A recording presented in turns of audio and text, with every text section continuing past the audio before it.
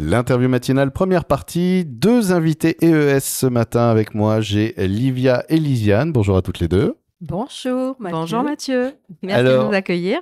Avec plaisir. Je vais commencer avec cette petite question qui me taraude, puisque vous venez pour parler du Salon du livre de l'Entre-deux-Mers. C'est la 2e édition créonaise qui a lieu le 8 février 2025, puisque ça y est, nous sommes en 2025. Bonne année. Bonne année. Meilleurs vœux. Tous nos vœux à tout le monde, oui. Qu'est-ce que vous pourriez souhaiter, tiens d'ailleurs, pour 2025 aux auditeurs ? Beaucoup de douceur, beaucoup de bien-être pour cette année par rapport aux événements passés. Ouais. Et puis que tous les rêves de chacun se réalisent, ce serait l'idéal. Hein. Ah. L'inspiration, l'étincelle dont on parlait. Que leur vie étincelle, qu'on rallume les feux. Et alors justement, pour participer à ça, à nourrir cette étincelle, à rallumer ces feux, on a ce salon du livre qui est organisé par le collectif...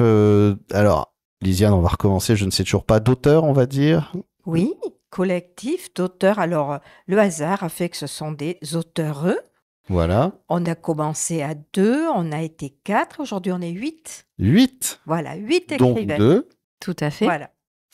8 écrivaines qui se sont rassemblées pour organiser des salons nomades, notamment. C'est ça, l'idée première, c'est ça, c'est les salons nomades.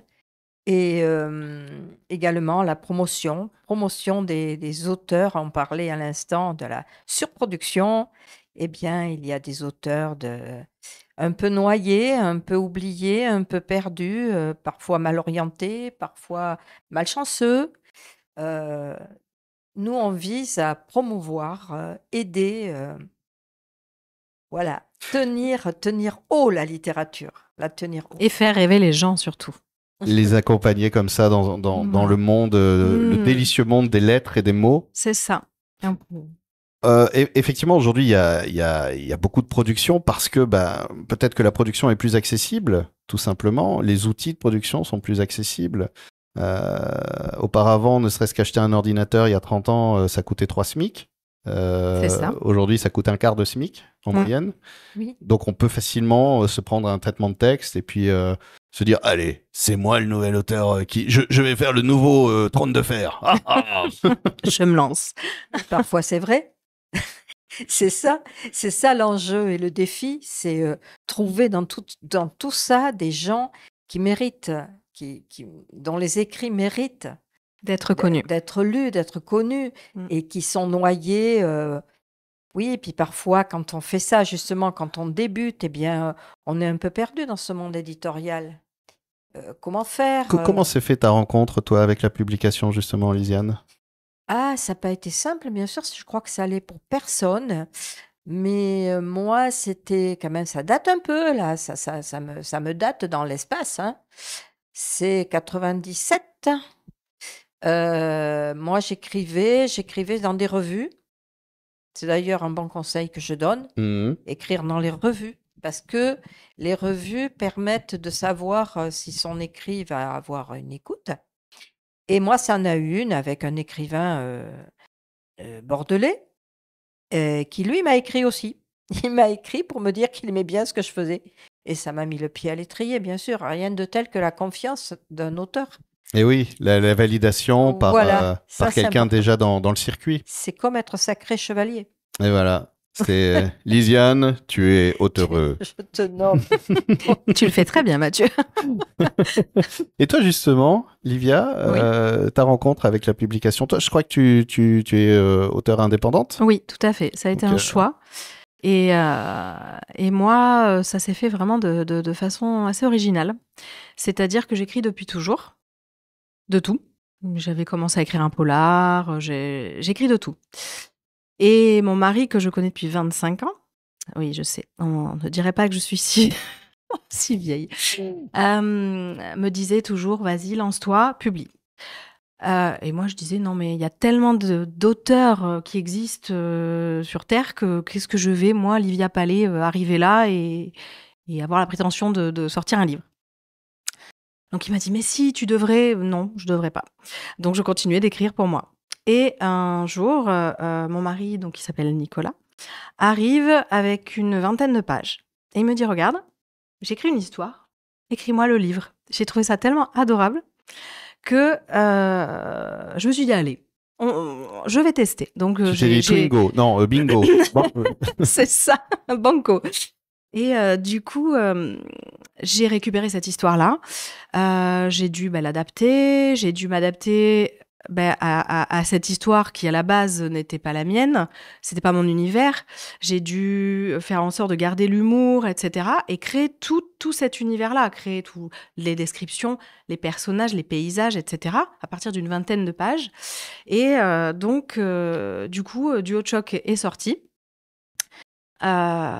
J'ai voulu le sortir en auto-édition parce que je me suis dit que plutôt qu'un petit comité de lecture dans une maison d'édition où il n'y a que 2-3 personnes qui vont avoir leur goût littéraire de prédilection, je voulais le confronter à différents types de lecteurs. Et en fait, ça a fonctionné. Les gens ont aimé. Donc du coup, ça m'a surprise déjà.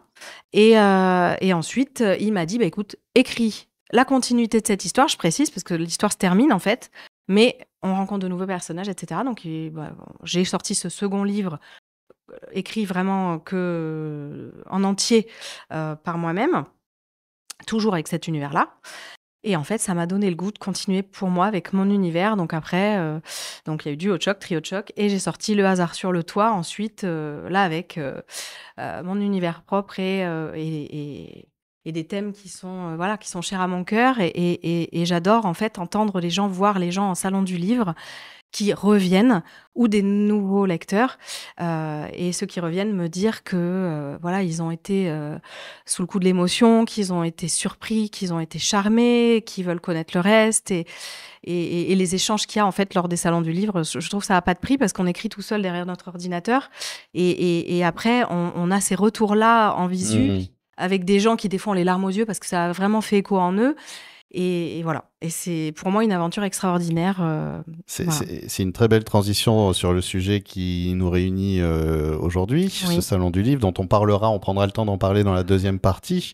Là, j'aimerais juste commenter un peu. C'est un beau geste d'amour et très intelligent, ça, pour te permettre de te centrer vers l'écriture, de faire tomber un peu les peurs en te décentrant juste ce qu'il faut. C'est-à-dire, je trouve que c'est très pertinent. Bravo, Nicolas.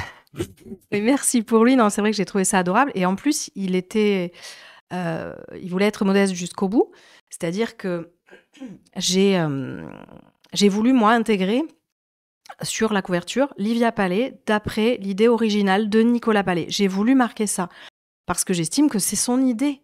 Donc, il ne fallait pas le mettre dans une des pages de derrière ou je ne sais quoi. Et il a refusé. Et il a refusé, mais j'ai tenu à ce que ce soit resté. Voilà. Donc, s'y est. Voilà. Donc, et il écrit, lui, non, pas du... Et alors, du coup, ce qui est magnifique, c'est que quand il a vu mon parcours, du coup, il était charmé, il était super heureux.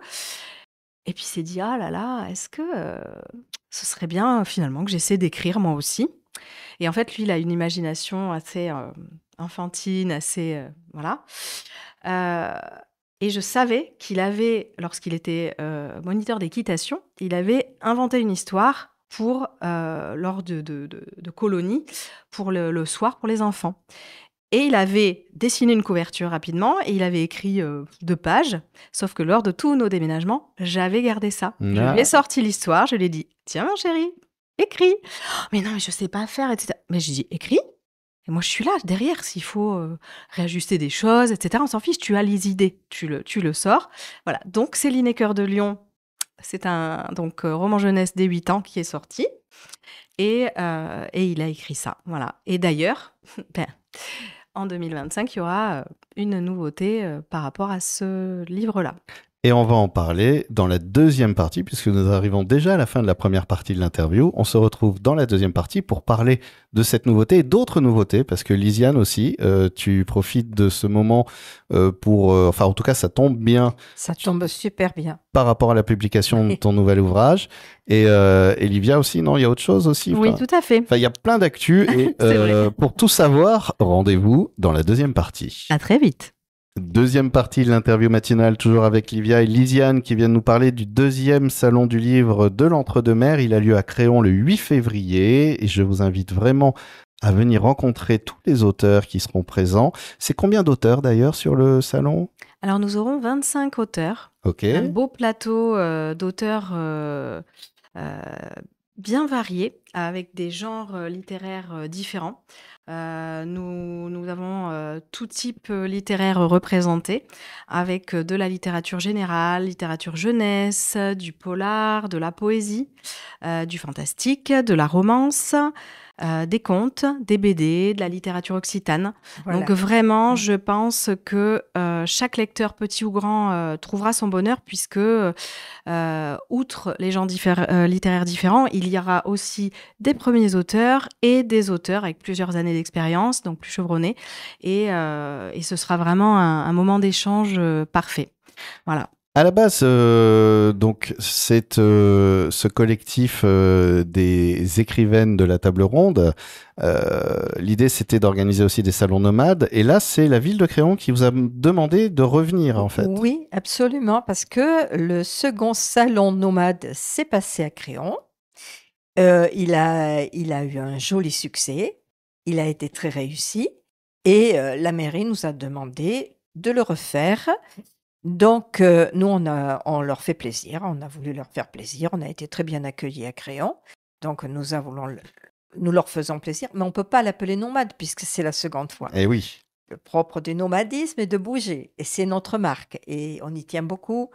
On aime ça, c'est-à-dire c'est le salon qui va à la Devant des rencontre des lecteurs. villages et à la rencontre des gens. Et donc, on veut garder absolument ce concept-là, mais on refait ce salon d'une autre façon. C'est le salon de l'Entre-deux-Mers à Créon. Voilà. Et là, du coup, il sera en partenariat donc avec la mairie de Créon, la CDC, les bibliothécaires de Créon, la librairie Fauve et le télécanal créonais qui va être un grand soutien ce jour-là et qui va couvrir l'événement. Tu parlais tout à l'heure de l'importance du salon et de la rencontre entre écrivains et lecteurs, oui. Qui peuvent des fois même alimenter justement ce plaisir et l'écriture, c'est un travail laborieux, c'est un travail solitaire, oui. Qui en plus, quand elle est reçue, généralement, elle est reçue de l'autre côté, on n'a pas forcément un l'écho. retour, on n'a pas toujours un retour, oui. Et il y a des fois des œuvres par exemple qui se créent, des suites qui peuvent se créer suite à une rencontre qui restimule.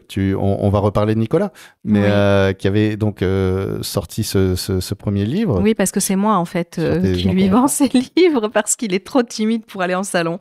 Donc effectivement, ils sont sur mon stand. Voilà, enfin, son livre est sur mon stand. Et un en jour, fait, il a rencontré une petite lectrice. Ouais, par un concours de circonstances, exactement. Nous avons rencontré une petite lectrice de 11 ans et qui avait lu Céline et Cœur de Lion et qui avait adoré et qui était émerveillée de rencontrer l'auteur. Et là, mon Nico s'est retrouvé ébahi, intimidé en fait de voir cette petite lectrice lui rapporter son histoire avec ses yeux et son regard et lui réclamer j'espère qu'il y aura une suite, hein, dites-moi, il y aura une suite. Et du coup, ce n'était pas prévu puisque l'histoire se termine, mais ça l'a fait beaucoup réfléchir.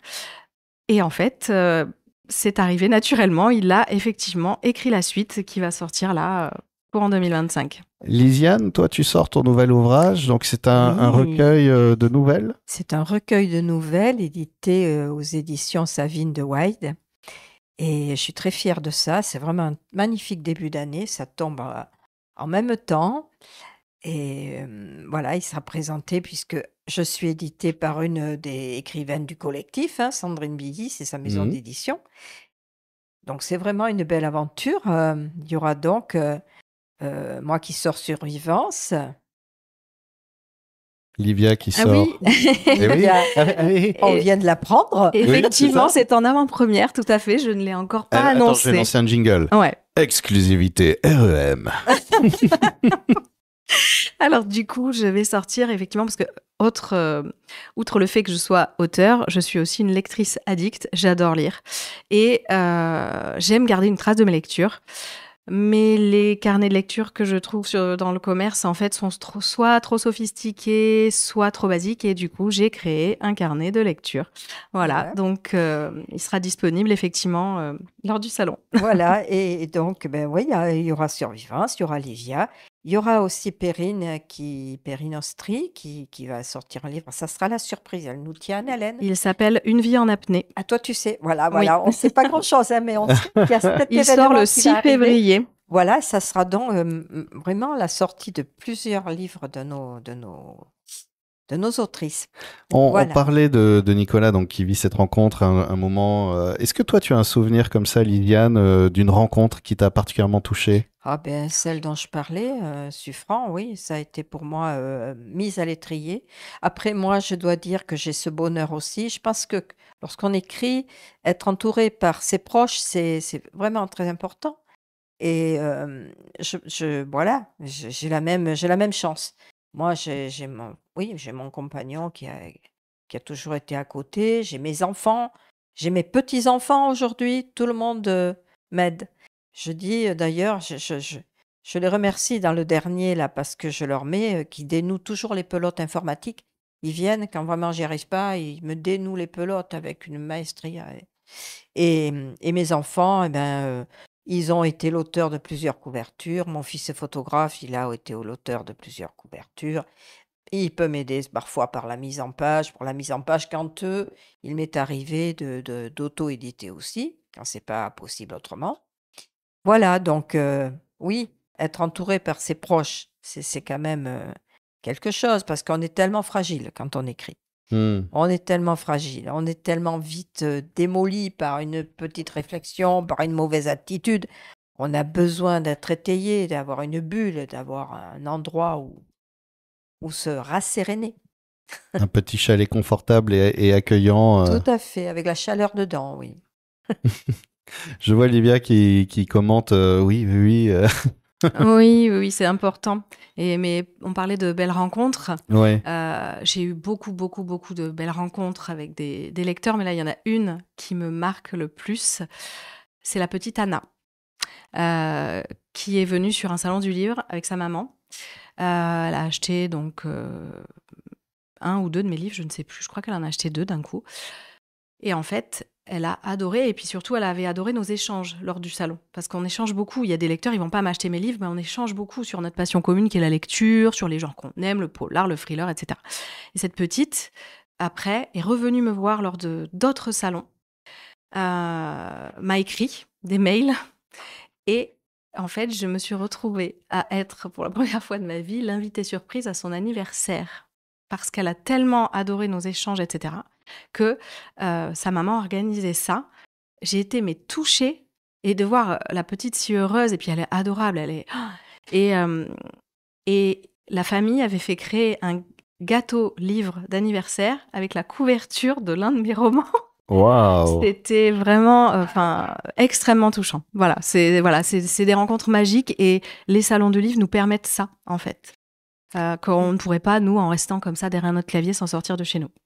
Eh bien, si vous voulez justement vivre des moments magiques avec des auteurs qui justement sont en appétit et passer cette limite, passer ce cordon-là invisible qu'on met entre ces gens qui écrivent et qui ont l'air waouh, ils écrivent quoi. Allez-y et commencez à juste partager même une rencontre, même si vous ne connaissez pas les livres, même si voilà, ça peut être échangé autour du plaisir de la lecture, au plaisir du goût des mots. Et il n'y a pas d'obligation d'achat, en fait. Les gens ont peur de ça. Et c'est ça, c'est avant tout des rencontres.